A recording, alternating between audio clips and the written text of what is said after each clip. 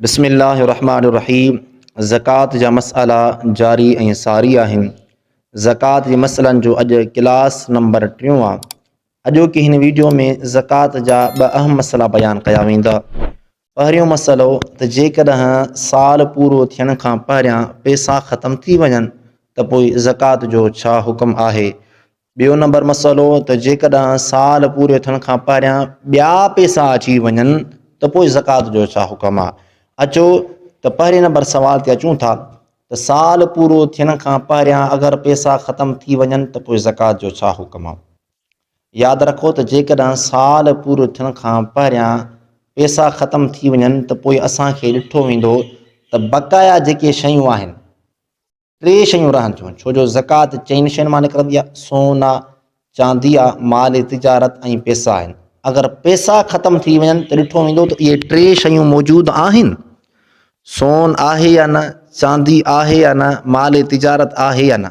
अगरि टिनि मां जेकॾहिं हिकिड़ी शइ, 2 शयूं या 3 शयूं उन्हनि मां का बि शइ मौजूदु रही त को हर्ज न आहे, भली पैसा ख़तमु थी वञनि। जॾहिं उहो साल मुकमल थींदो त असां हाणे हिसाबु कंदासीं त मूं वटि जेके 4 शयूं आहिनि जिन मां ज़कात निकिरंदी आहे उन्हनि मां कहिड़ियूं कहिड़ियूं शयूं आहिनि।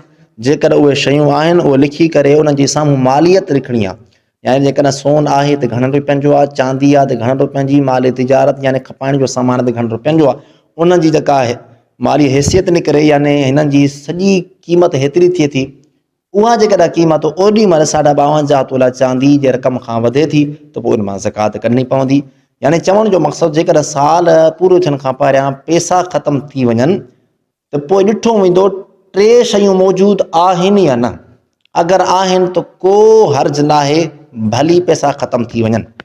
पर अगरि इहे 3 शयूं बि न रहियूं, चौथी जेका शइ हुई पैसा, उहे बि न रहिया, हाणे मसइलो तमामु अहम आहे।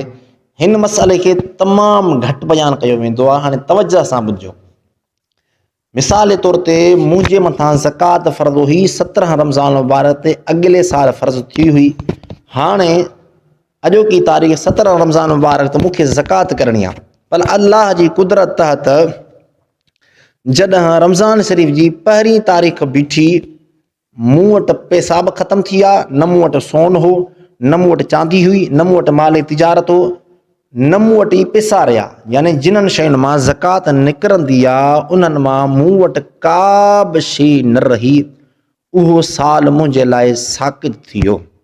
हाणे उन साल मुंहिंजे मथां ज़कात ॾियणु फ़र्ज़ु न आहे।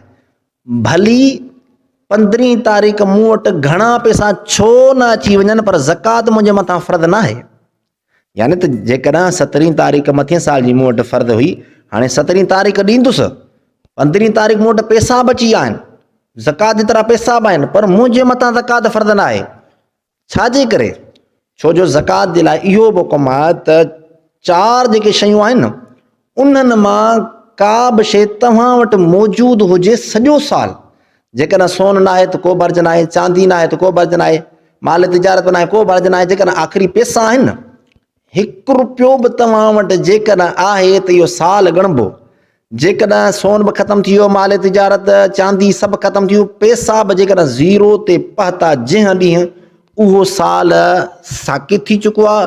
हाणे उहो साल न ॿुधबो त हाणे तारीख़ अचे, जेकॾहिं विच में मूं वटि पैसा अची विया त तव्हां सम्झो त हाणे मूंखे ज़कात करणी आहे। जेकॾहिं केरु कढे थो त उहो उन जी मर्ज़ी आहे, अल्लाह ताला उनखे अजर ॾींदो। बाक़ी उन साल ज़कात कढणु उन शख़्स जे मथां वाजिबु न आहे।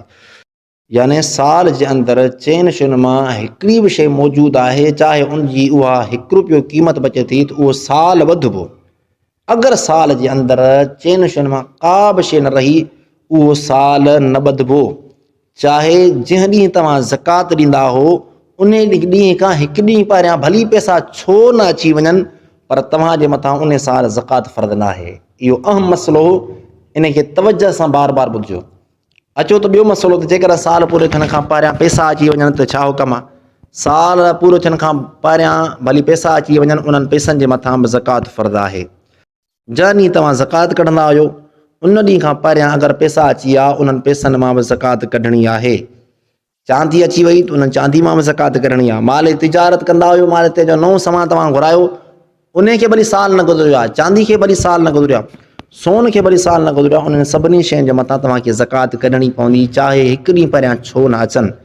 मूंखे उमेदु आहे त तव्हांखे इहे मसइला सम्झ अची विया हूंदा। अस्सलामु अलैकुम वरहमतुल्लाहि वबरकातुहू।